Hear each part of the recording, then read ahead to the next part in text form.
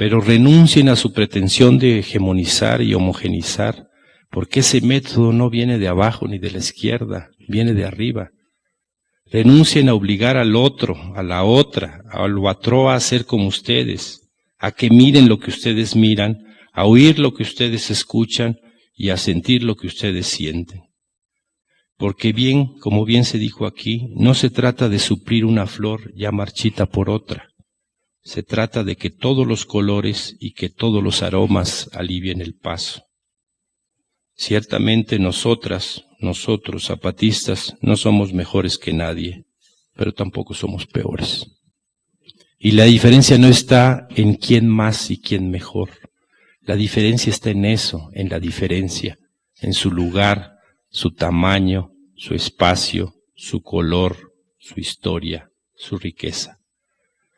Porque mientras que para la vejez el sistema ofrece olvido, nosotras, zapatistas, ofrecemos una invitación y les pedimos que la acepten. Que retiemble en sus centros la tierra al paso de quienes para el capital son desecho por razón del calendario. ¿Cuáles son las probabilidades de que eso pase? Casi nulas. Lo único que les puedo asegurar es que es casi imposible. Pero el CNI, el SIG, la Marichuy, la terca lucha de los familiares de los ausentes de Ayotzinapa, de los padres y madres de los infantes de la guardería ABC, la rabia de los familiares de los desaparecidos, de las asesinadas, de quienes tienen como casa un cuarto con rejas, de los individuos, grupos, colectivos y organizaciones de la Sexta, de las redes de apoyo al Consejo Indígena de Gobierno, nos dicen, nos enseñan, nos abofetean que hay que aferrarse a esa millonésima cifra de probabilidad. Nos dicen que esa pequeña grieta en el muro, aunque casi imperceptible en la vasta y sólida muralla, no debe cerrarse, que tenemos que mantenerla así sea con uñas y dientes, aunque sean postizos. Porque esa grieta significa una posibilidad. Niños, niñas, jóvenes, jóvenes, adultas, adultos, a todos y a todas los invitamos. Pero si no quieren luchar, no hay pedo. Solo háganse un lado, porque ya se va a levantar un ejército con el cabello cano, o sin cabello, en silla de ruedas, o en bastones, o muletas, renqueando o arrastrándose, que no escucha bien, que no ve bien, al que le tiemblan las manos, pero no de miedo, sino de impaciencia. Y en sus mochilas no van a llevar balas, ni laptops, sino medicinas. Y tienen los rostros, los cuerpos y el corazón lleno de cicatrices y arrugas. Porque nosotras, estamos convocando a quienes rebasan el medio siglo. Ahora sí que el requisito es no ser joven ni adulto.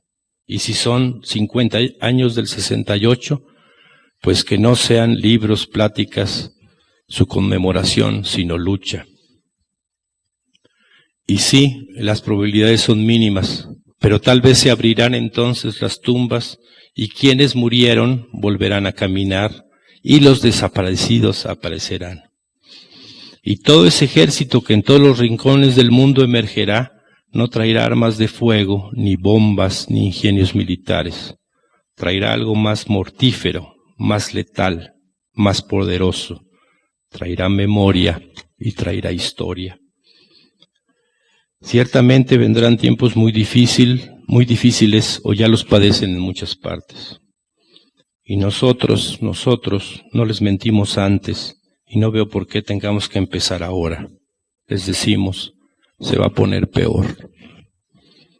Pero lo que llaman el apocalipsis, compas, no es el fin del mundo, es el fin de un sistema, el fin de la hegemonía, el fin de la homogeneidad, el fin del liderazgo, el fin del caudillismo, el fin de los gobiernos, y lo decimos sin matiz alguno, el fin del Estado. Y el responsable de nuestros dolores habrá de pagar. Y habrá que empezar de nuevo, desde abajo, buscando la vida. Y esto que les digo no es una profecía, es una promesa.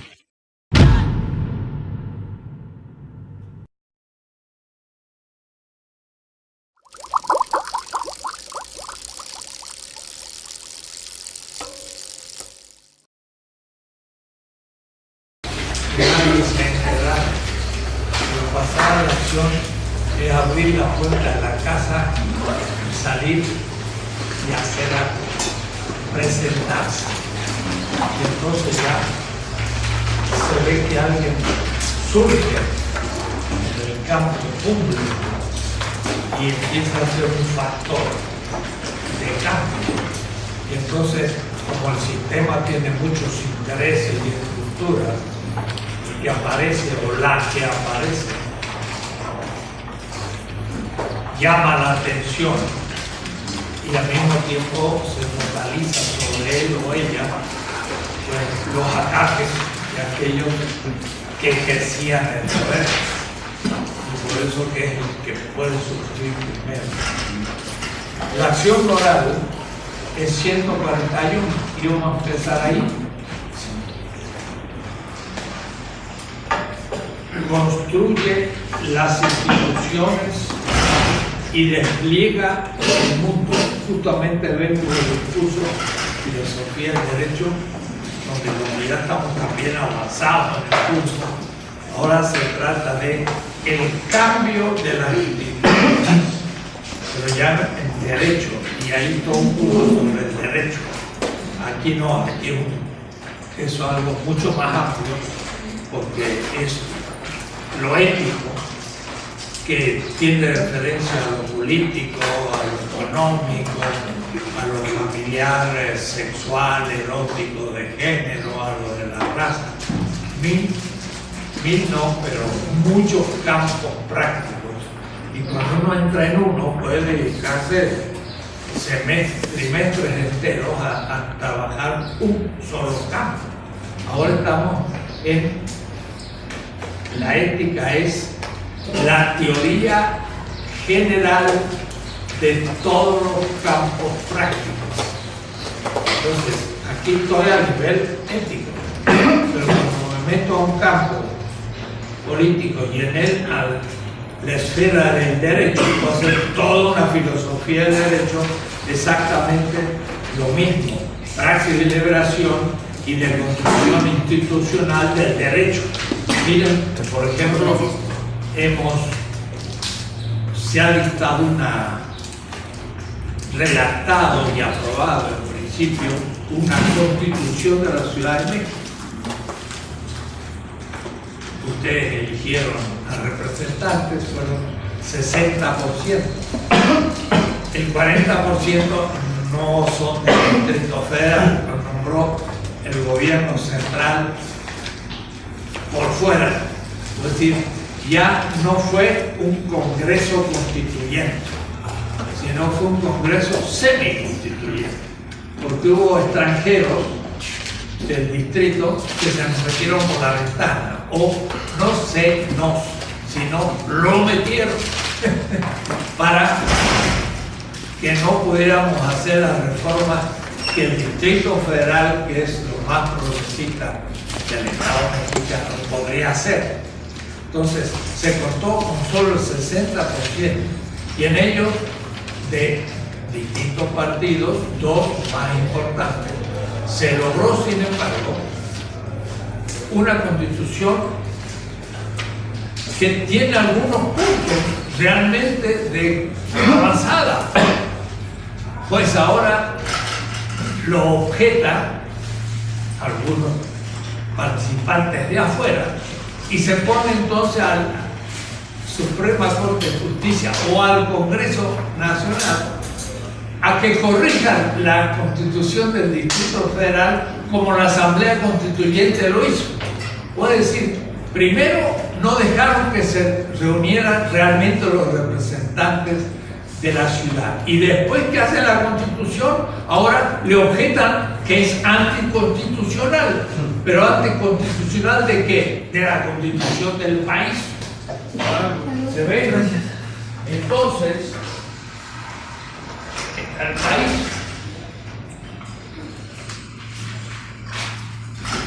tiene una Constitución, pero hay muchos estados, y ahora el Distrito Federal cuenta que si fuera uno de los estados, hay mucho más, y este hace una Constitución, y esa Constitución tiene novedades.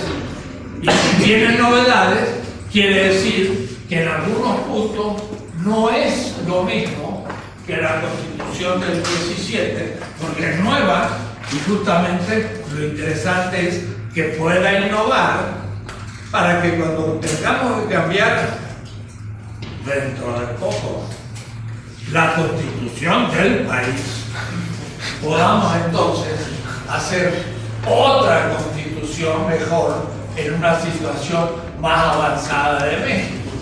Pero decir que esta Constitución es anticonstitucional es obvio, porque la Constitución actual es vieja y esta es nueva. Entonces, como si usted hace una casa y dice, no, esta casa no funciona porque es una casa nueva y la vamos a corregir según las casas viejas de la colonia del Valle, de Art Deco, y esta ya es una arquitectura moderna. No, le tiene usted que poner los postiches del Art Deco para que sea constitucional. No puede ser. Si es nueva, no puede ser la antigua. ¿Qué van a hacer? Le van a cortar. No sé cuáles son las objeciones porque no se han hecho públicas, pero por ahí se escucha que, por ejemplo, en la nueva Constitución, de manera inesperada, yo hasta pude influenciar en algo, pero creía que eso no se iba a poder hacer. Está la revocación del mandato. Significa que a los 6 años, a los 3, la ciudadanía en proporción del 5, 8%, no sé cómo será la Constitución, puede llamar a un referendo y decir, el jefe de gobierno está mal, votamos, y si el 51% dice está mal, ¡guau!, se lo revoca, deja de ser gobernador, o jefe del Distrito Federal, o presidente de la República, y se tiene que elegir a otro a los 3 años, no 6. Es un mal antecedente, porque eso lo hace el Distrito Federal, pero ya vale como antecedente que lo tome otro Estado y que se lo tome el Estado Nacional. Entonces, ¿qué van a hacer? Quieren que no se haga. Además, los jueces tampoco lo elige el Poder Legislativo y Ejecutivo, lo elige otras instancias. Por lo tanto, los jueces pueden juzgar a los diputados o al presidente de la República, porque no depende de ellos en el caso que esta ley del Distrito Federal se hiciera en todo el país. Mal ejemplo. Puede decir, se quiere innovar y no se permite. ¿Ven? Estamos en esa situación hoy. Ahora usted ni se entera, no sabe ni qué salió de la Constitución, ni lo que están haciendo. Bueno, sí, la historia.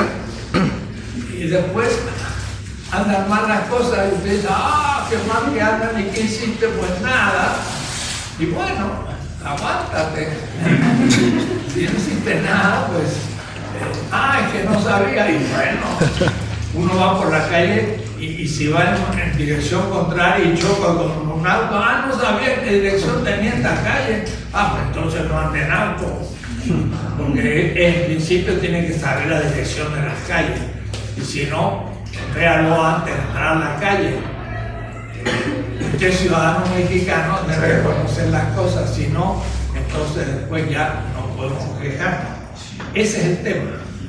El tema es que hay una praxis nueva que rompe con las costumbres y por lo tanto recibe reacción. Pero mi esquema pues está mal hecho, ¿no? No es así, sino que miren cómo es justamente de otra manera. Es el sistema actual tiene una constitución en la base de la ley para todo el país, y hay estados. Lo que pasa es que ya hay un estado que está situándose en el futuro en un estado futuro. Entonces propone una constitución que ya no se funda del todo en la antigua. Ese es el problema, porque está ya pensando en un sistema donde la sociedad sea mucho más activa y las representantes, desde que suben a ejercer el poder delegado, no el propio, sino el que el pueblo le delega, debe saber que a los 3 años ya le puede tocar la guillotina. Y entonces empieza a hacer buenas letras desde el comienzo, porque si no, lo van a revocar a los 3 años. Entonces, miren, ya se va a cuidar más, va a tener más presencia y además, como va a haber más participación popular en los barrios y demás, por constitución, la gente va a estar más atenta a lo que hace el representante. No lo deja que actúa y después elige al siguiente. Bueno, el primer momento de la praxis de liberación es la acción que desmonta la acción moral y deconstruye las instituciones vigentes. Acuérdense lo que es la moral. La moral es el sistema normativo del sistema vigente. Y entonces, cuando dijimos alguien que es oprimido toma conciencia, pone en cuestión al tema vigente, al sistema. Y claro, en este caso ya crea a nivel del Estado provincial, no nacional, una nueva constitución como nuestra, y ya quizás ser el surgimiento de un sistema futuro que entra en contradicción con el anterior. Pero dejémoslo porque es complejo, ya lo veremos después cómo funciona. El primer momento de la praxis es deconstructivo del sistema. Se levanta contra la ley injusta que produce las víctimas y de fondo, digo yo, va más allá del fondo y del fundamento. Miren qué interesante, el fundamento de un sistema político actual, republicano, es la Constitución. Entonces, romper el fundamento es hacer una nueva Constitución. Quiere decir que estamos en la paradoja de que una parte del todo crea un nuevo fundamento, entra en contradicción con el fundamento del todo que es antiguo. Es la situación que nos encontramos. Y por eso entonces la praxis de liberación es una praxis de cambio. Salto porque ya lo leí. En esta segunda parte, los principios éticos, salto el paréntesis, devienen reales, obligan, son exigentes en actos, se tornan objetivos. Antes había principios morales. Los principios morales son los del sistema vigente. Ahora van a ser principios críticos. Y los principios críticos normativos que obligan, les voy a llamar principios éticos. En tanto negación práctica y teórico del sistema, es ya o era ya un tiempo peligroso cuando lo pensaba. Ahora el peligro es el cuanto tal. Y por eso esto es lo que Walter Benjamin llama, y ya lo he dicho más de una vez, un tiempo especial, el kairos. No es en griego el cronos, que es el tiempo normal del sistema. Entonces, el tiempo normal del sistema es un tiempo cotidiano, pacífico, pero de pronto se rompe y se intenta pasar a un nuevo sistema. Entonces, ese es el momento del peligro, es el momento, ahora sí, Hidalgo había pensado cómo cambiar a Nueva España y hacerla otra cosa distinta, y un día se levanta y toca la campana, salió de la casa, hizo un acto público. Mira, el cura tocó la campana y llamó a un ejército. ¡Wow! Ese es el momento que lo pensado deviene real. Y cuando deviene real, ahora ya es un hecho objetivo y es un hecho que empieza a cambiar la historia. Y por lo tanto, entran en juego ahora todas las fuerzas en pro y en contra de su acción.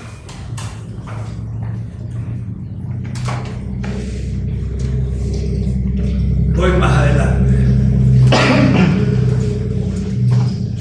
Es el tiempo ahora de Benjamín que produce una ruptura de la historia en dos partes, un antes y un después.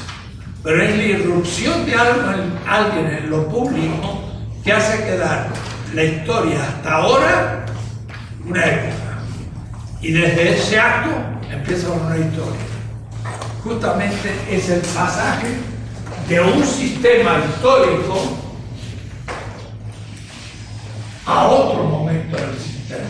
Es lo que llamamos la emancipación nacional y los héroes de la patria y el 1810. Antes y después. Antes la época colonial, después México independiente. Vamos. O por lo menos el México que empieza. Ese es el momento importante. Es el presente absoluto como instante en el que la eternidad se revela, que Levinas le llama este filósofo francés en el que me inspiro. La epifanía o la gloria del infinito. Sobre este tema de la gloria del infinito, me acuerdo que siendo profesor en Harvard, allá en Boston o Massachusetts, en la reunión de profesores, pero en el comedor, y hablé con un profesor muy famoso, epistemólogo de la física y la matemática, se llama Putnam.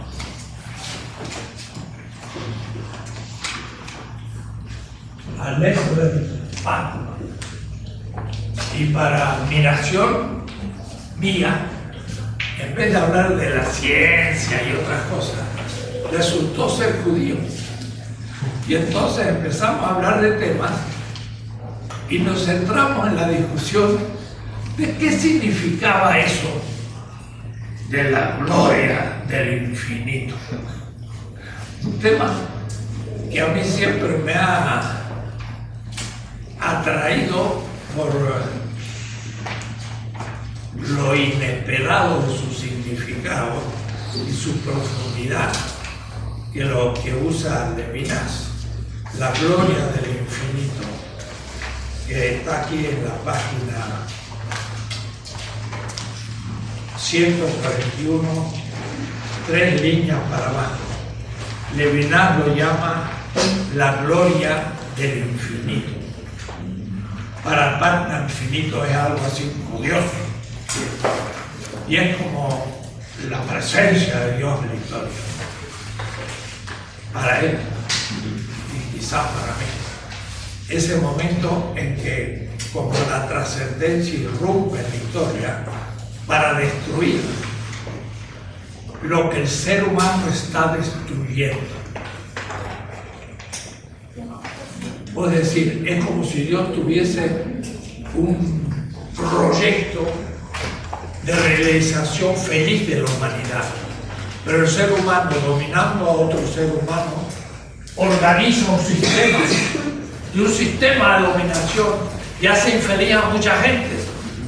Y entonces, como si irrumpiera nuevamente en la historia del Creador que ha creado el mundo para que el ser humano se realice, para romper el sistema que está haciendo infeliz a gran cantidad de gente.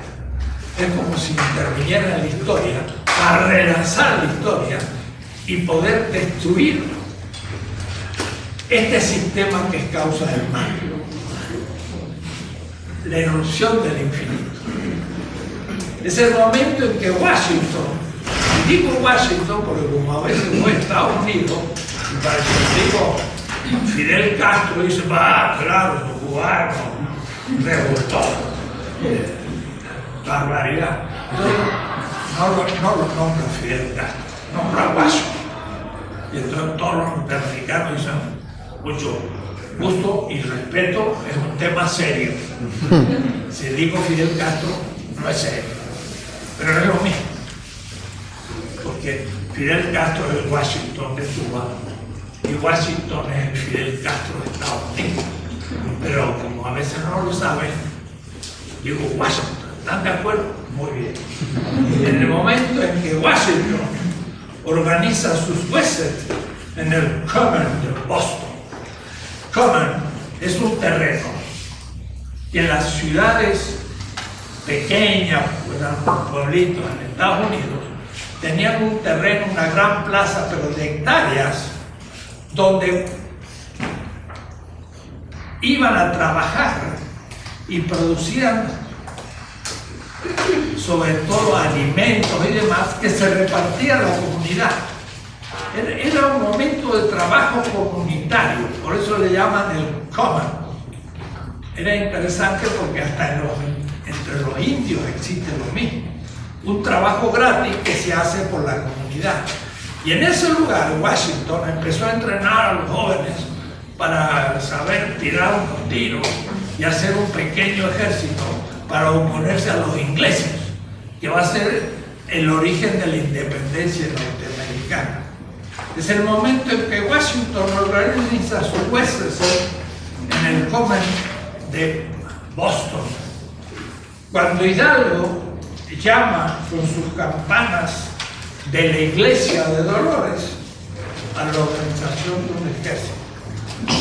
Dense cuenta que estamos en Estados Unidos, hablo de Washington, pero también de Hidalgo.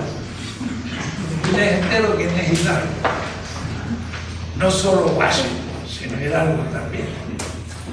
Claro, Hidalgo es el San Martín para un argentino en México, o el Bolívar de un colombiano venezolano en México, y en cada país se adora a estos fundadores. Me acuerdo mi hijo que era chiquito, llegó a los 10 años a México, y entonces dice, papá, mira, hoy todos los chicos se rieron, porque yo pregunté, ¿quién es Hidalgo? Él venía de afuera, pero no estaba gobernado. Dijo, ellos no saben quién es San Martín. Bueno, se sabe defender. Porque nosotros hablamos del nuestro y no conocemos a veces los otros, héroes de los otros lugares. Yo cito uno del centro y otro de la periferia. Es el tiempo en el que ya no es posible el retorno, sino por traición. Hidalgo podría haber dicho, cuando van a fusilar,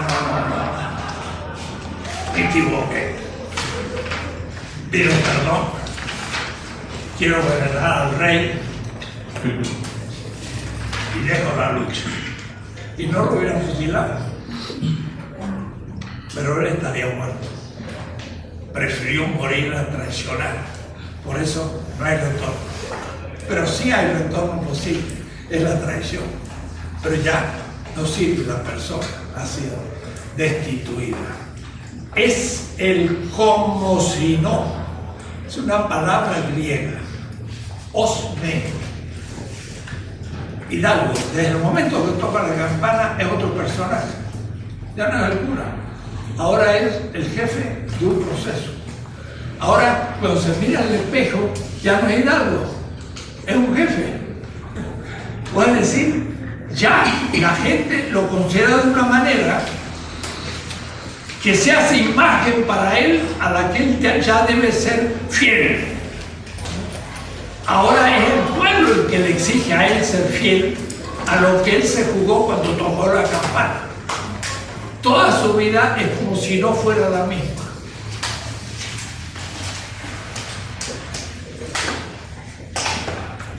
Es como si no se pudiera vivir en el mundo y se hubiera perdido el sentido habitual de las cosas, del proyecto cotidiano.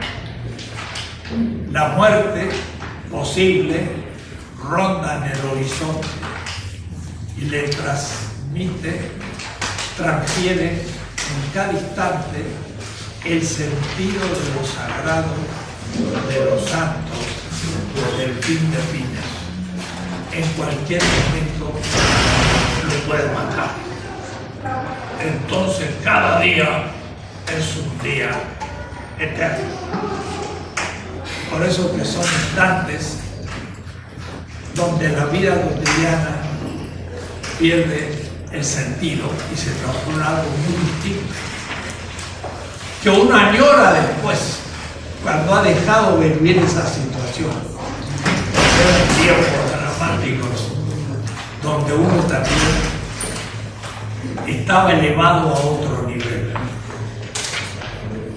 Se pasa de la interpretación de los signos negativos del sistema criticado a la deconstrucción real de la objetividad empírica, porque se empieza una lucha. Yo tengo un alumno aquí en la Metro que es electricista, del sindicato electricista que fue suprimido en México, y es un joven muy interesante, y que cuando le cerraron la compañía de electricidad lo echaron toda la calle para destruir el sindicato, y él sigue luchando por aquello, pero además dijo, voy a aprovechar el tiempo, y ya va por el 5º trimestre de filosofía. Un electricista filósofo va a ser. Pero yo cada vez que lo veo y lo tengo en clase, lo explico estos casos y digo, nuestro compañero, él es un héroe, porque sigue luchando por el sindicato y se ha jugado. Otros ya buscaron otro trabajo, otros entraron a la CFE, pero hay un grupo de 15.000 que siguen resistiendo para que se les devuelva lo que tenían en derecho. Ellos son los héroes, son los hidalgos hoy. Así que cuando yo explico, no le tengo que explicar muchas cosas a él lo entiende rápido, lo explica su vida y entiende el tema. La ruptura es el momento en que se produce la ruptura, también de lo que va a significar pueblo, porque pueblo puede ser el pueblo mexicano, son todos los habitantes del territorio, pero el bloque social de los oprimidos no es todo el pueblo, son los oprimidos, y hay los que lo oprimen y son el antipueblo. Ahí se produce una diferencia entre los que están oprimidos y luchan por un mejor sistema y de los que se aprovechan del sistema. Entonces es una ruptura. La metáfora enuncia claramente la lógica de los acontecimientos. Hay un autor francés, se llama Badiou, profesor en la Sorbona,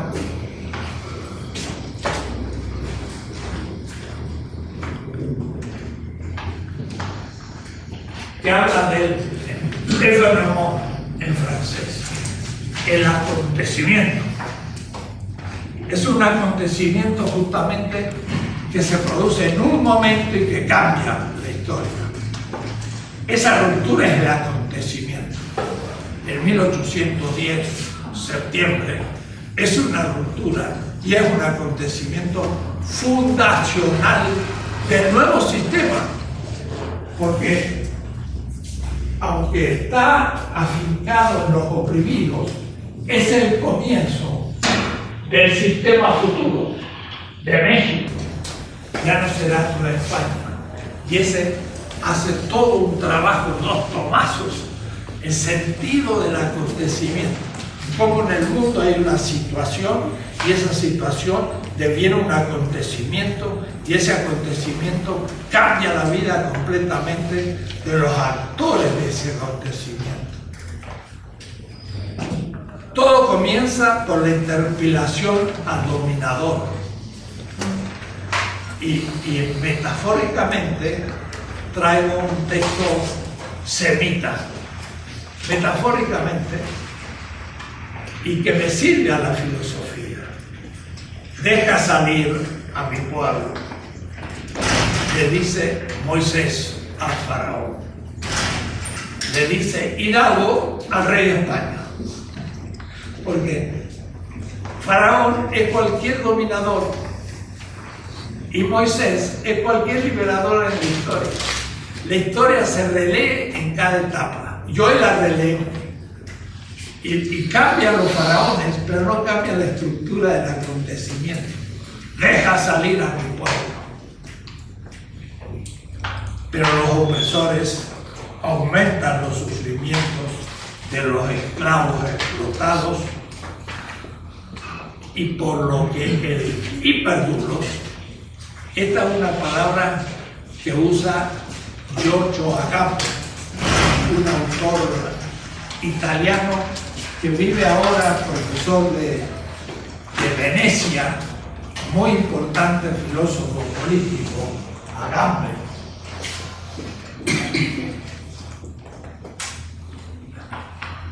Entonces, él usa la palabra hiper, que sería en griego hiper,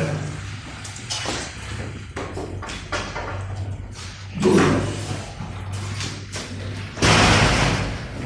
Duros es el esclavo y el oprimido, pero el hiperduros es como el esclavo o el oprimido por excelencia, es Hidalgo. Hidalgo toma la representación de los oprimidos, toca la campana y convoca. Eso es justamente la figura mítica, metafórica de Moisés. Y Moisés, de un libro que se llama Éxodo, y sabe que en cualquier lado en inglés dice exit, que significa salida, viene del griego, odos, camino, ex, desde. Éxodo es el camino que viene desde la opresión hacia la liberación.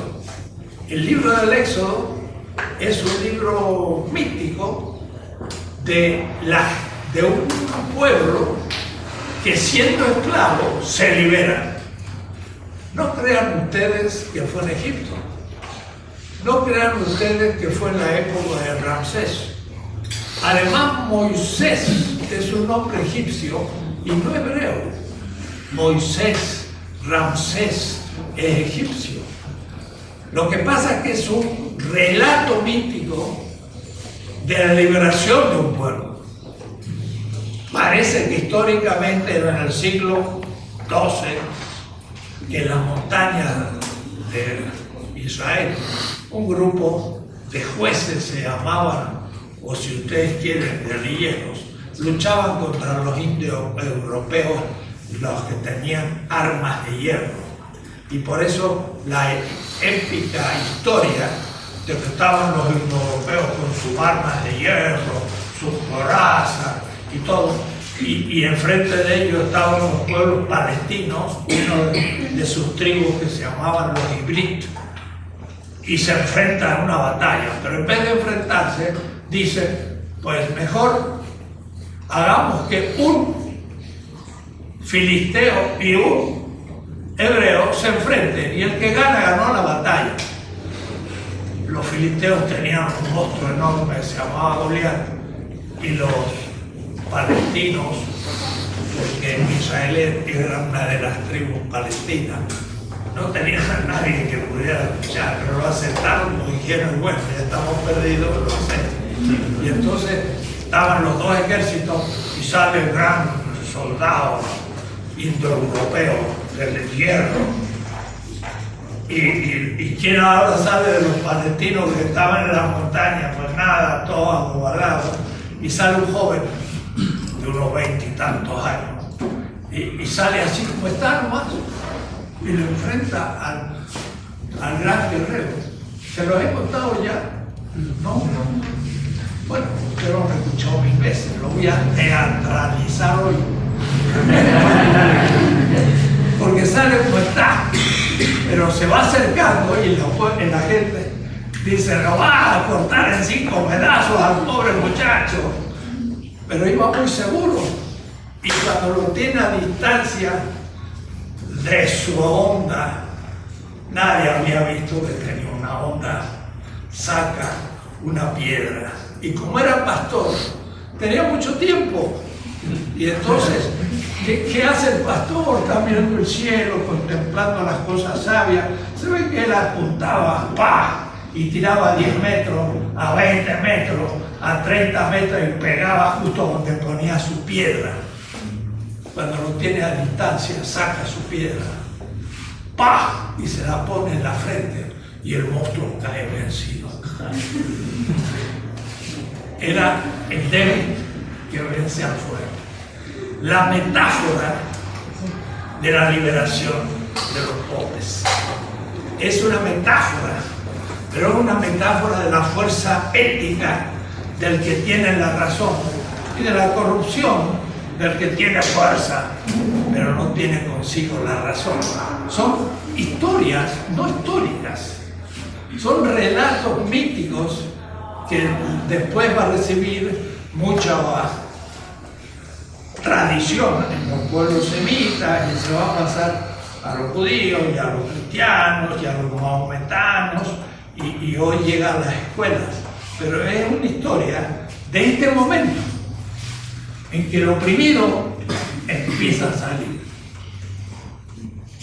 Y de ahí entonces que ese hecho puntual es al mismo tiempo el otro hecho colectivo de las llamadas plagas, porque son luchas sociales. Y llega un punto en que hubo sangre por todo el país de Egipto. Era una revuelta social tremenda, hasta el hijo del faraón fue asesinado y llegó la sangre hasta el Nilo. Entonces ya el poder dominador dice, váyanse. Y se va al pueblo a la tierra prometida. Ese esquema lo va a usar mucho Ernst Bloch, un gran filósofo alemán, en un libro que se llama El principio esperanza, y toma el mito de Mosaico y lo explica de una manera extraordinaria, pero junto a otros muchos mitos de la humanidad. Dice, los mitos de los pueblos son los sueños despiertos de la humanidad. Porque uno al soñar también fabrica sus mitos y hasta se pueden interpretar psicoanalíticamente nuestros mitos. Pero los mitos despiertos son los que se escriben y los pueblos conservan. Este es uno de los mitos, de un momento clave, el momento en que los débiles vencen a los fuertes y comienza el cambio histórico en la lucha. Al comienzo es una lucha por el reconocimiento. Frecuentemente esto no basta. Hay un autor alemán, se llama Honeck, que dice la lucha para ser reconocido. Pero si el dominador no me reconoce, ¿qué hago? Si la mujer dice yo quiero votar en el siglo XIX en Londres y el varón le dice pues no votes, no le reconoce su derecho, ¿qué va a hacer? Va a luchar, va a seguir haciendo manifestaciones, va a seguir haciendo movimientos hasta que le van a tener que conceder el voto. es la lucha. La lucha puede ser presión, la lucha puede ser pacífica aún, pero que se vea que uno no se entrega, y eso es lo que hay que hacer en los momentos trágicos del pueblo con el que estamos viviendo. Frecuentemente solo basta, no se mueve el corazón del faraón. Es necesario transitar allí más allá del mero reconocimiento a la lucha. Está aumentando de intensidad en el proceso. Hay que luchar, hay que oponerse, hay que mostrar que uno no está de acuerdo. Y eso es peligroso. Y eso en la vida no es fácil. Hasta profesionalmente no es fácil. Yo desde joven fui un filósofo crítico y me resultó muy difícil llegar a ser profesor. Me acuerdo cuando me presenté al primer concurso en la universidad para ser adjunto de profesor. Concurso. Y en un concurso muchas veces se presenta mucha gente, pero como sabían mis antecedentes, yo tenía 2 doctorados en Europa, tenía 2 licenciaturas, y era jovencito que ya tenía mucho estudio. No se presentó nadie más que yo. Dije, bueno, está bien. Me presenté al concurso. A los 3 días vino el secretario de la facultad a casa. Lo vi y me di cuenta. Dije, no te preocupes. Me dice, mira, Enrique, te han declarado desierto. Puedes decir, era el único candidato y no me dieron la cátedra. Y no para titular, sino para adjunto, que era asistente. Yo dije, pues ya fracasé. Y bueno, seguí trabajando. Al mes siguiente el profesor de ética se fue. Y ahí no había gente que hubiera. Me presenté y gané ese concurso. Y ahí de a poquito fui. Pero era duro, no era fácil. Porque yo ya era crítico y mi filosofía era crítica. Y como era crítica, pues no era acertada. Y entonces no le interesaba tener un profesor así.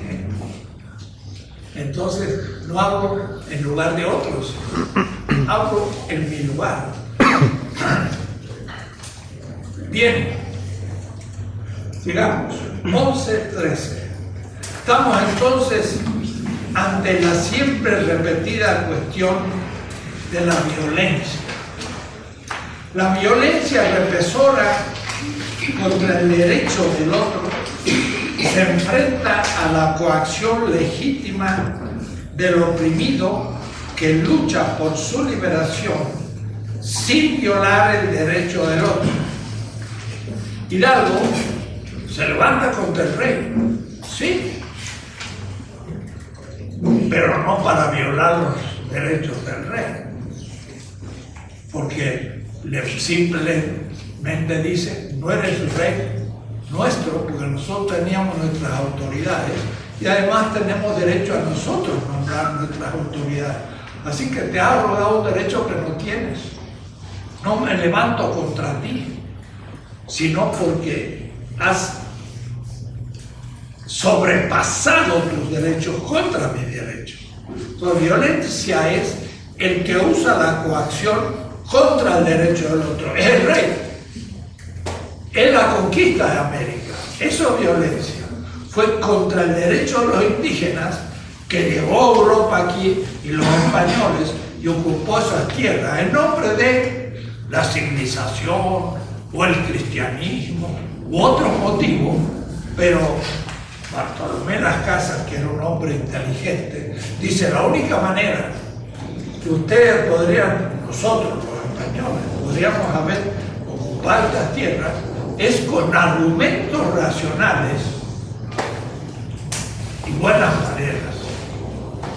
Pero ellos, los indígenas, podrían haber tenido el derecho, tenían el derecho de no aceptar los argumentos. y no aceptar que los españoles ocuparan su tierra. Y dice Bartolomé en las Casas, y si para estos ellos se armaran e hicieran una guerra, tendrían derecho de hacerlo hasta el juicio final. Lo dice es un español que se llamaba Bartolomé en las Casas. Los indígenas tenían derecho a no aceptar los argumentos de los españoles por los que los pensaban dominar. Pero no hicieron ningún argumento.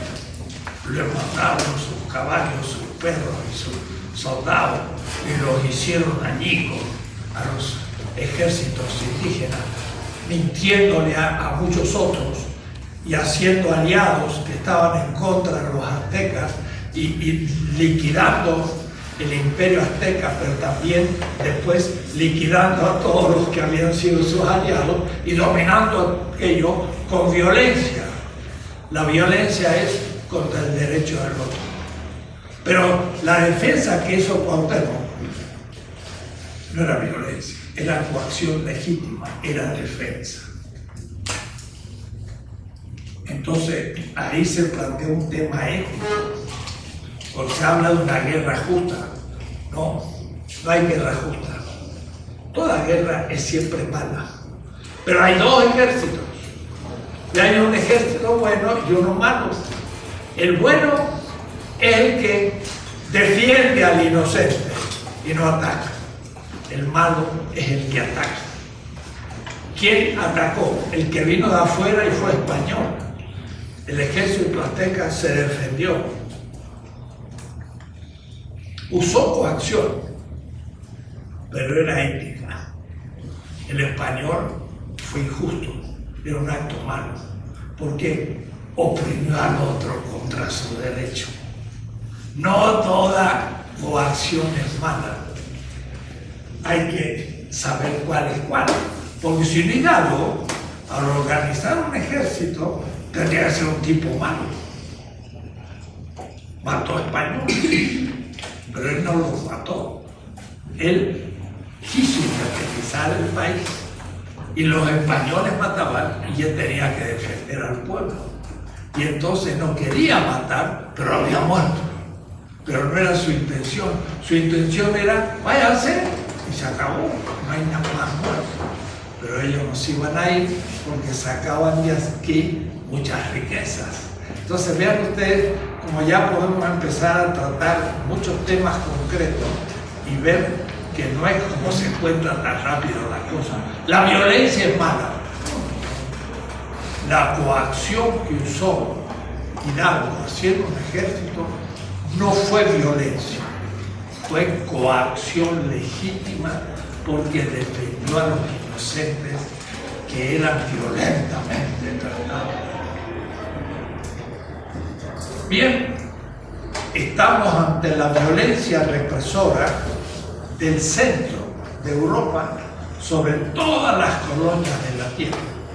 Y eso fue mi primer tema estando en Europa que empecé a trabajar.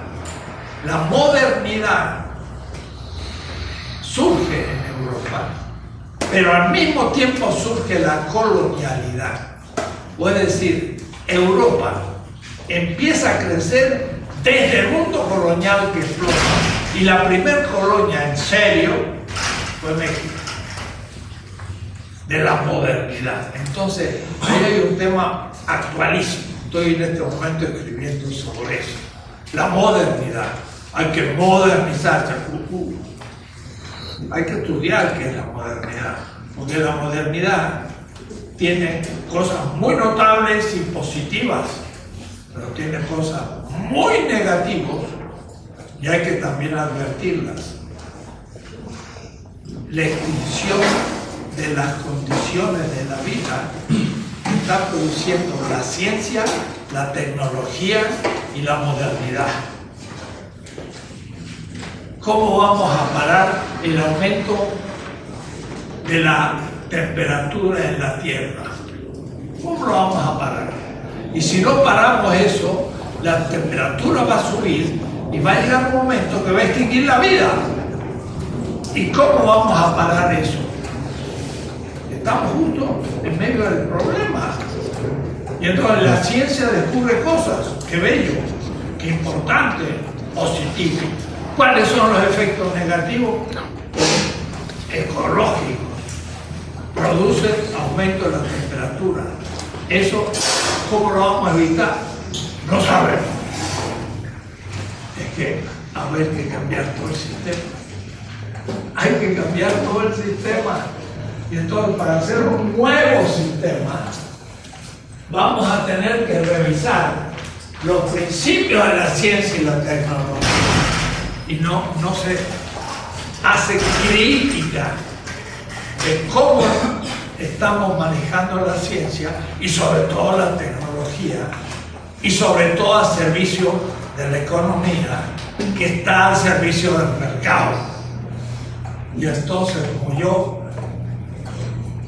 soy biólogo, matemático, o físico, o historiador, o literario, y no sé nada de economía, no sé al fin cómo llega lo que yo hago a la economía. Y cómo eso termina por ser aumento de temperatura de la Tierra y extinción de la vida. No sé, porque es muy larga la cadena. Bueno, el pensamiento crítico hace todo el proceso hasta llegar a saber por qué aumenta la temperatura y yo soy responsable en mi curso de literatura. Parece que no hay ninguna relación. Pero 100 años de soledad de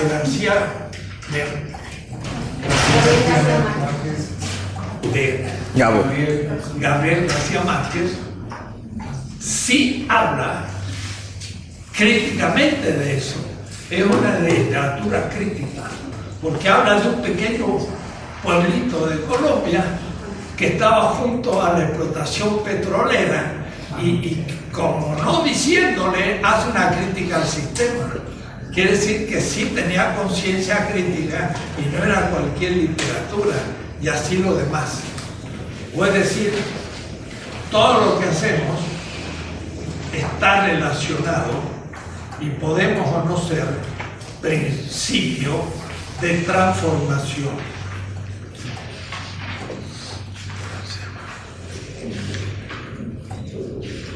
Lucha significa el saber algo de estrategia. Aquí en la línea 6 del 11-13. Es la estrategia del débil ante el fuerte, como por ejemplo fue David ante Goliat. Yo no soy maoísta, pero tomo a Mao porque él sabía mucho de filosofía neoconfuciana. Es notable, Mao Zedong hace una revolución socialista en China, pero él era un maestro de escuela y antes que marxista fue neoconfuciano, un filósofo chino. Entonces muchas de las cosas que dice Mao son confucianas y no marxistas, pero en fin, lo dejo. Pero me sirve en este punto. Él dice, el Japón es fuerte, la China es débil, allá 1950, 40. Pero Japón es pequeño, la China es muy grande. Entonces, si nos enfrentamos en una lucha, hay que hacer que la lucha sea prolongada, porque como es chiquito y fuerte, va a atacar y va a intentar terminarnos de inmediato. Pero si nosotros hacemos que la lucha se prolongue, el chiquito se agota y nosotros somos grandes, lo vamos a ir chupando. Entonces, eso es inteligencia práctica. La guerra prolongada era ir muy despacio. Y entonces él salió de la casa, hizo la gran marcha, años, perdió el 90% de su gente, pero al fin volvió e hizo la revolución china. Y usted dirá, bueno, fue de un país, pero miren lo que es ahora China, el primer productor de mercancías en el mundo ya supera Estados Unidos. Y esto no lo hace solo por socialistas, lo hacen primero que todo por China. Porque los chinos habían empezado la revolución industrial y después se durmieron. Entraron en crisis y Inglaterra tomó su relevo. Ahora vuelven los chinos. Digo esto porque quiere decir que un pueblo puede saber luchar y puede crecer. El oprimido debe ser inteligente para poder organizar un nuevo sistema. Debe saber tener una estrategia. Y sigo en esa reflexión. No hay que ser solamente moralista en el sentido de decir, debo hacer algo. El asunto es cómo lo hago. Y eso es un realismo crítico que hay que discutir. A veces interviniendo en movimientos que no son perfectos, pero son mejor que otros y los únicos posibles. Y entonces uno adhiere a algo que no es perfecto, que sabe que es imperfecto, pero no hay otro mejor. Entremos por ahí para por ahora mejorar las cosas. Pero es un realismo crítico porque se tiene que hacer en favor de los pobres. 11.2. La inevitable inmoralidad. Ahora viene el punto de la ética. Dijimos que el sistema, la compañera, no tienes para escribir tú. No, sí. Pero no te has escrito. No, aquí estoy poniendo atención así, porque si escribo no entiendo. Es bueno escribir, pensar, también tenemos memoria mecánica. Como movemos la mano, también tenemos memoria. Hay gente que tiene más memoria mecánica, otro visual, otro auditiva, pero usar las tres es mejor. Entonces, ir tomando apunte, no solo para tomar el apunte, sino para recordar mejor. Hay que tomar apunte. Vayan aprendiendo. Inevitable inmoralidad. ¿En qué sentido? Que cuando Hidalgo se levanta contra la moral realista, contra la moral que se funda en la obediencia al rey. Y él no cree en el rey y no obedece al rey, es un mal realista, porque no es realista. Y por lo tanto, la ley que le obliga a respetar al rey, no la cumple. Más, como le dije alguna vez, en el breviario de Morelos, que Morelos tenía en la mano cuando lo fusilaron, decía que lo fusilaron a Morelos, que tenía este breviario y su Santa Cruz en Ecatepec, por haberse levantado contra su Dios y su rey. Levantarse contra el rey era como levantarse contra Dios. Y eran curas, ¿cómo se van a levantar contra Dios? Y por eso Hidalgo decía, ¿de dónde viene ese nuevo dogma católico que yo tenga que adorar al rey? No, yo no creo en el rey, pero creo en Dios. No me digan que yo también nego a Dios. Pero para ella era lo mismo creer en Dios que en el rey. Y la ley se fundaba en obedecer al rey, pero él no lo obedecía. Y esa era la obligación del sistema, era la norma, era la normatividad.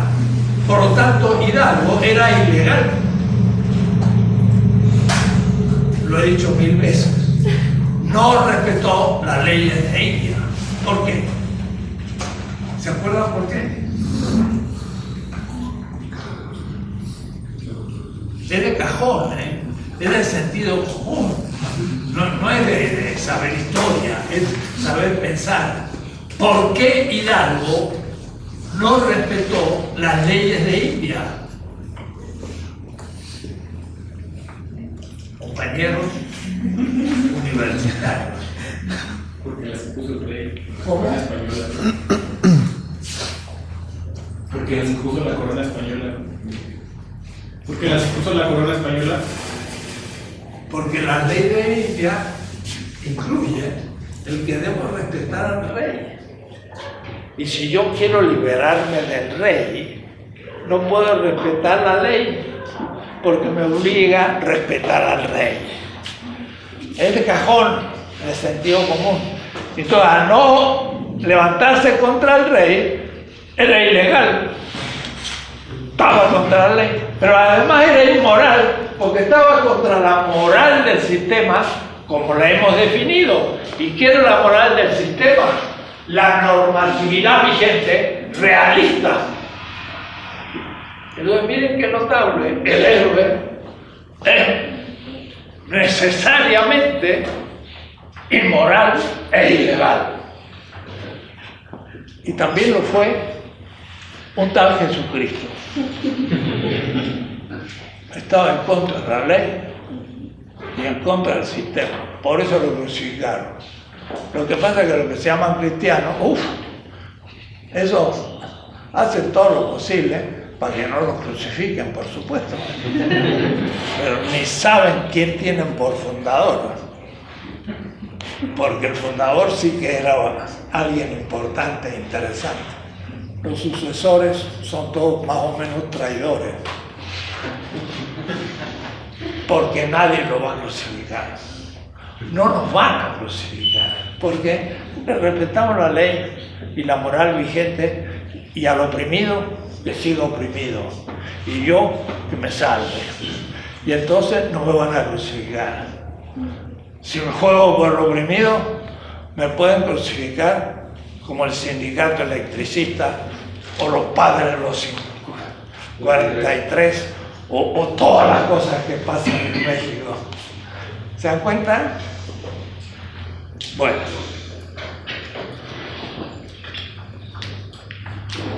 ¿Qué pasó? Inmoral.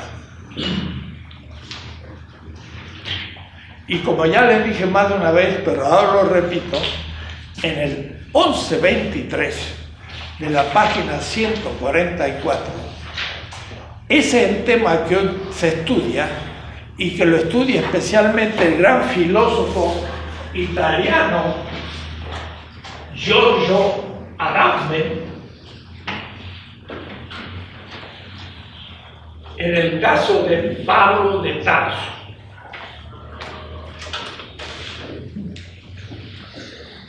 Entonces, como ya les dije una vez, pero lo vuelvo a repetir ahora, Pablo de Tarso escribe una carta a los romanos donde le dice a un grupito de semitas en Roma, la ley romana que justifica a los esclavos no es el principio de la justicia.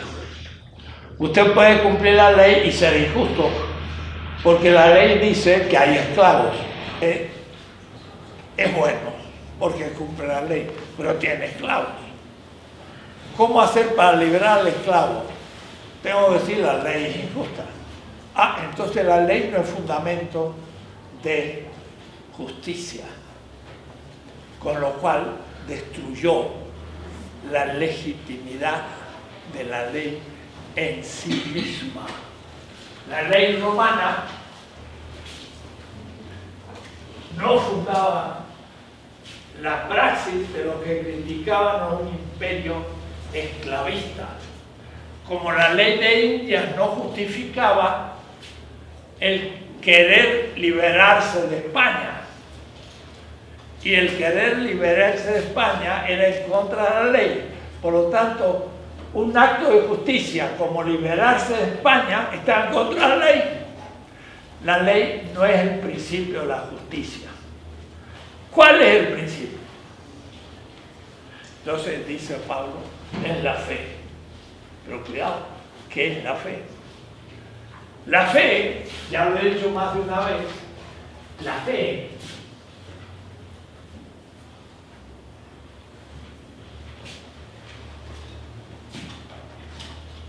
es el afirmarse y creer que son los oprimidos como comunidad el fundamento del sistema futuro.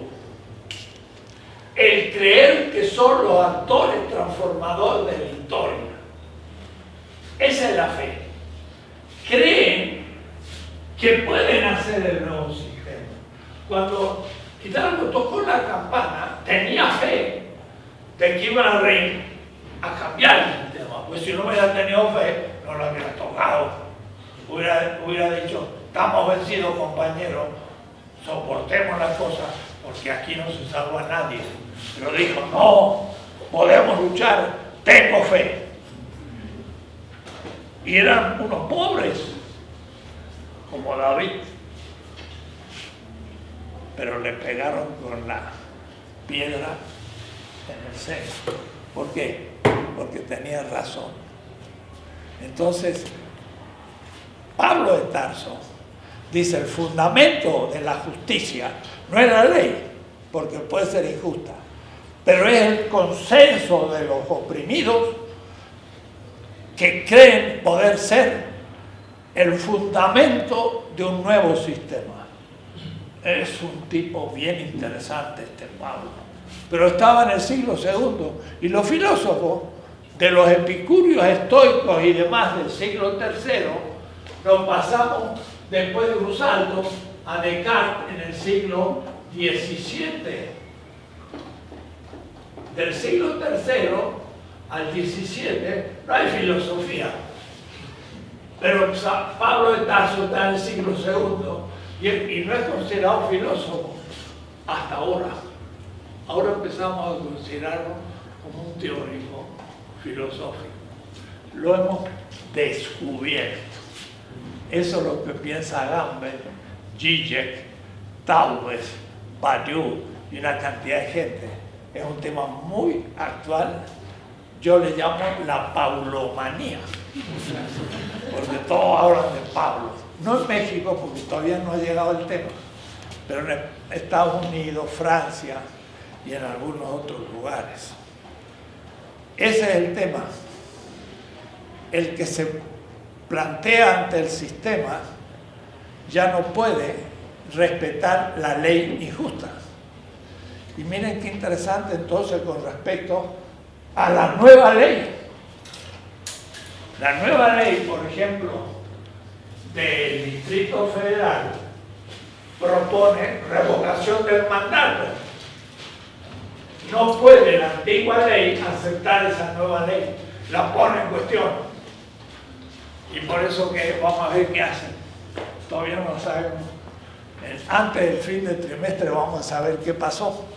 No estamos hablando del futuro, estamos hablando actual. Esto está funcionando hoy. Es posible que la deroguen y que hagan cambiar la Constitución del Distrito Federal y eliminen ese artículo. ¿Para qué? Para que nadie los ponga a ellos en cuestión. A todos los otros que están mucho más atrás que el Distrito Federal, que es lo más progresista del país. Y por lo tanto está innovando, pero ellos no quieren y nos van a volver para atrás. Por eso no nos quieren que tengamos constitución. No nos quieren, porque aquí la gente tiene más conciencia, tiene más sentido crítico. Se dan cuenta porque los ve más de cerca. Mira, hay gente que está muy lejos, que está en el campo, que nunca ha visto cosas y entonces cree lo que dice el comisario Ejidal o vaya a saber quién en el pueblito y se traga las mentiras de Televisa, pero ahora ya está medio en crisis, hasta económicamente, porque ya no puede proponer el próximo candidato. Ya se inventó uno y lo tenemos de presidente, pero ahora ya no sabe quién proponer el próximo y ya no tiene fuerza para imponernos. Además, no saben quién poner. Vamos a ver quién sale como candidato que continúe con los costos del gasolinazo y la muerte de los 43 y todos los desastres que han hecho. Todo eso influye en una elección. Creen que más se pueden hacer todas las cosas y todo el mundo tiene amnesia y se olvida. No, la gente empieza a tener un poquito de memoria y las cosas están interesantes. la esclavitud en el sistema y la libertad ante el sistema. Es decir, cuando yo respeto la norma moral del sistema que incluye mi opresión, yo soy esclavo del sistema. Y cuando yo dejo de ser esclavo del sistema, me libero. Eso es lo que dice Pablo de Tarso. Cuando eres esclavo de la ley, eres esclavo. Pero cuando me liberé de la ley, me descubrí libre y empecé a luchar por la libertad. Y entonces el esclavo dice, ¿por qué soy esclavo? Y porque nací esclavo, porque mi padre fue esclavo. Yo soy esclavo por naturaleza. Pero si alguien le dice, ¿cómo vas a ser esclavo por naturaleza? Tú eres un ser humano. Entonces se libera de ser esclavo de la ley. Y es ahora fundamento de una nueva ley. Y entonces cambia el sistema. Eso es el momento ético por excelencia, el que el esclavo se sienta libre. Puede decir, en la metáfora del mito, un esclavo en Egipto vio pasar a Moisés y le dijo, ayúdame. Si le dijo ayúdame es porque ya no se sentía esclavo. Porque si no le hubiera dicho, buenos días, señor Moisés. Acuérdense que le dijo el faraón en el mito. Pero si le pidió ayuda, es que ya estaba pensando ser libre. Ya estaba en otra situación. Era como una salsa que ardía y no se consumía. Era un contrasentido que un esclavo pidiera a otro ayuda para ser libre. Entonces ya no era esclavo, porque se pensaba libre. ¿Y qué hizo Moisés? Lo ayudó. Y entonces vino un mayordomo y lo mató. Y lo escondió debajo de la arena. Y cuando descubrieron que Moisés había hecho esto, lo expulsan y se va al desierto. Es peligroso jugarse por el oprimido. Pero ahí entonces empieza otra historia. En la vuelta del desierto, criticando a Moisés, que era de su familia, pero ahora era su enemigo, porque era amigo del esclavo. Sus amigos eran el faraón y ahora son sus enemigos. Y los enemigos del faraón a los esclavos que se pretendían libertar, ahora eran los amigos de Moisés.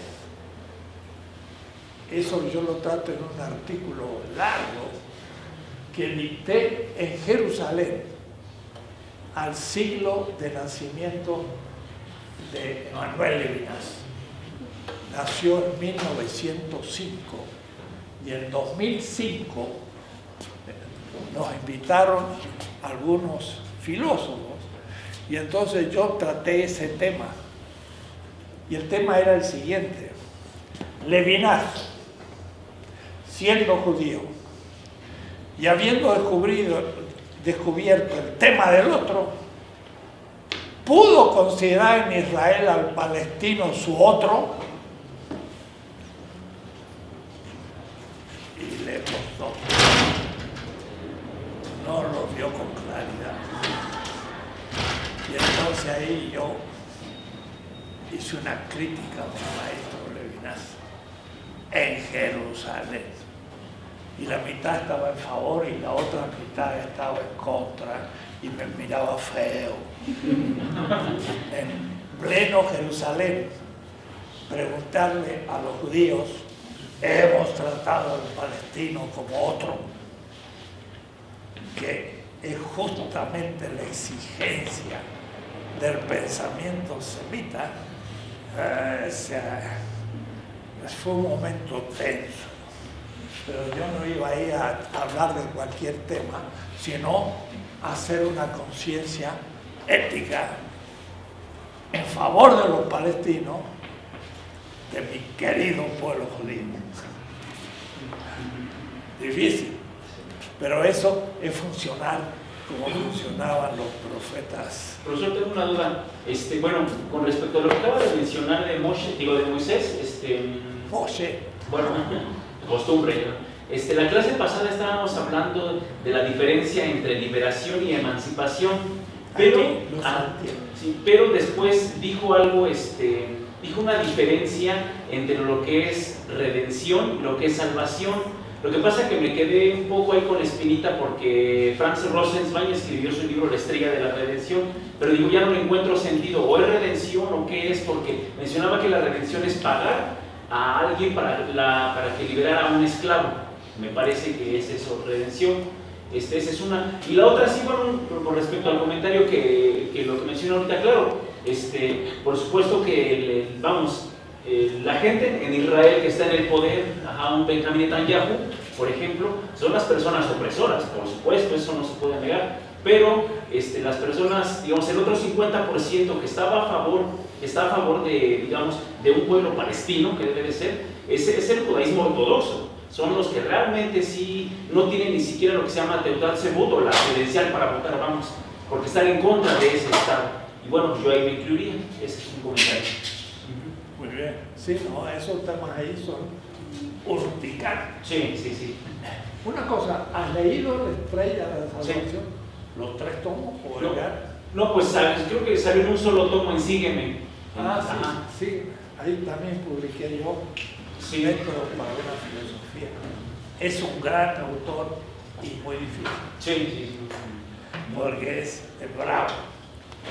Redimir es, como tú dijiste, pagar el precio para liberar a un esclavo.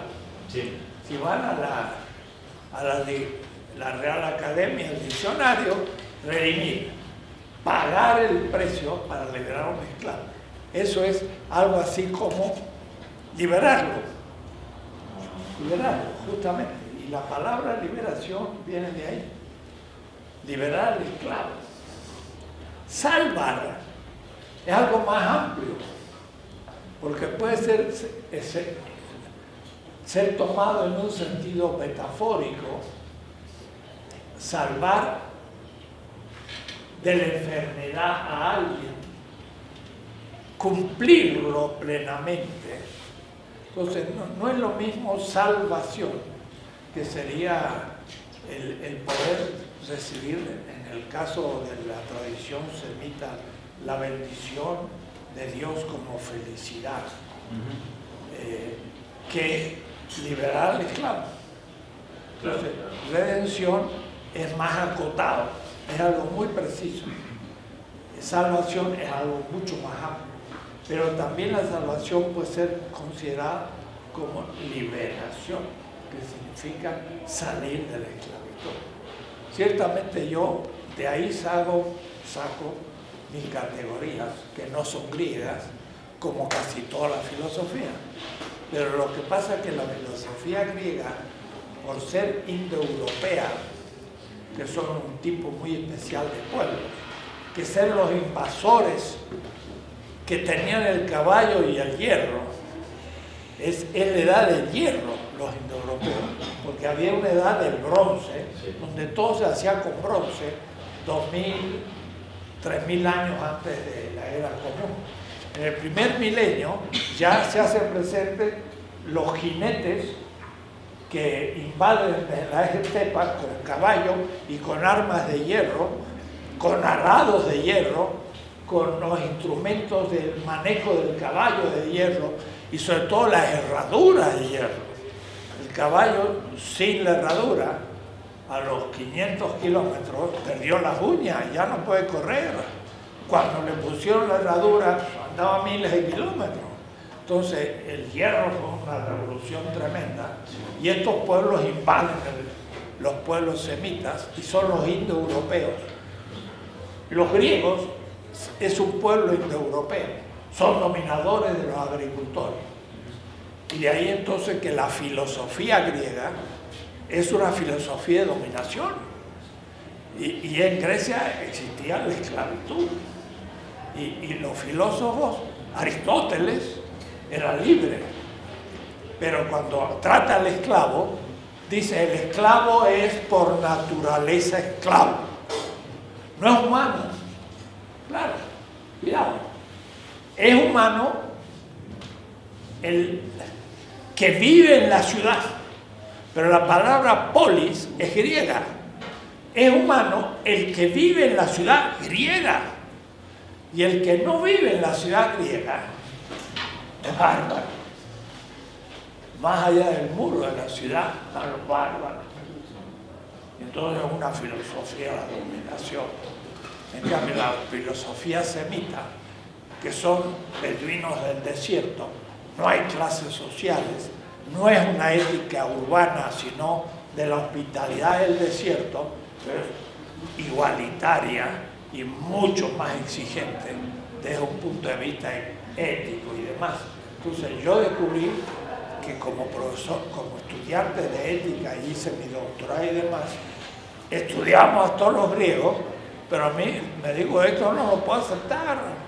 Y entonces me metí a estudiar el pensamiento semita para criticar a los griegos y descubrí otra tradición muy distinta en la que me baso, que es la semita, pero que no son solo los judíos, son los asirios, babilónicos, fenicios, amoreos, arameo también es una lengua semita, y palestinos, hebreos, pero también son semitas los árabes, musulmanes, y los cristianos vienen de lo que yo llamo una secta judía.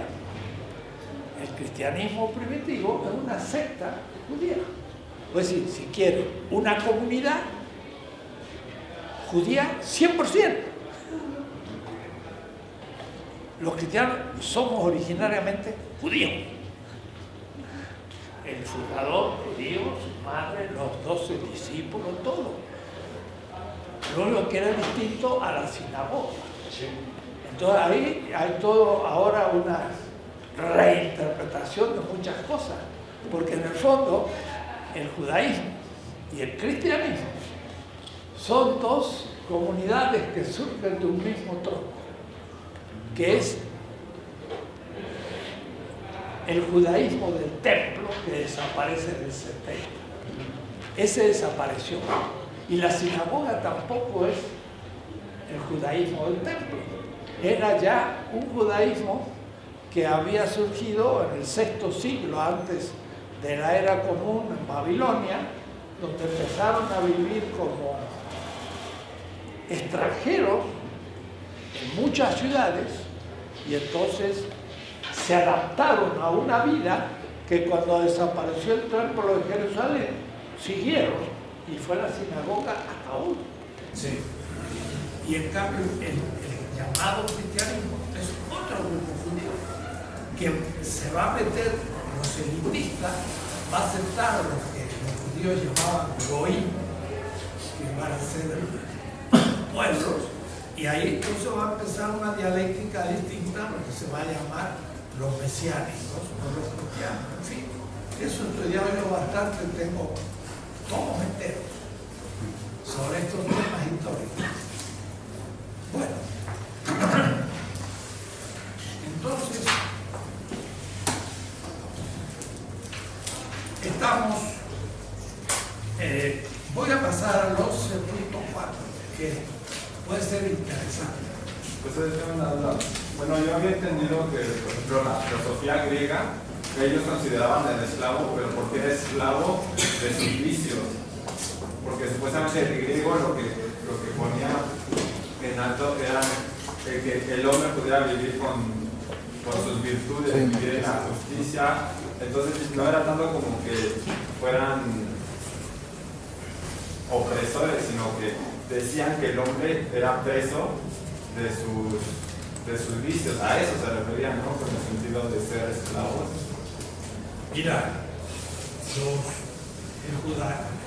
la esclavitud existió también en Biblos, Sidón, en Egipto, era una institución del Mediterráneo oriental y occidental entre los romanos. Pero los esclavos se iban a casar. Entre los egipcios se llamaban al norte de Grecia. Hacían expediciones, agarraban a miles de personas y las llevaban de esclavos. Y estos esclavos tenían que trabajar para el libre. Y entonces ellos criticaban este ser humano de segunda categoría. Claro, no querían decir que no tenían racionalidad. Lo que pasa es que no tenían el crecimiento posible que daba la vida democrática de la ciudad griega. Eran como campesinos bárbaros. Pero eso les llevaba a despreciar en ellos y no apreciar su humanidad. Aristóteles dice, el Tulos no es un áthropos, no es un ser humano.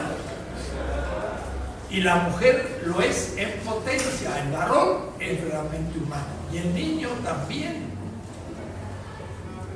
Entonces, la definición de humano lo tenía el varón griego, adulto, libre.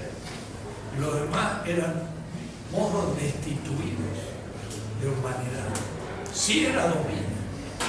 Y en la ética hay dominio sobre ellos.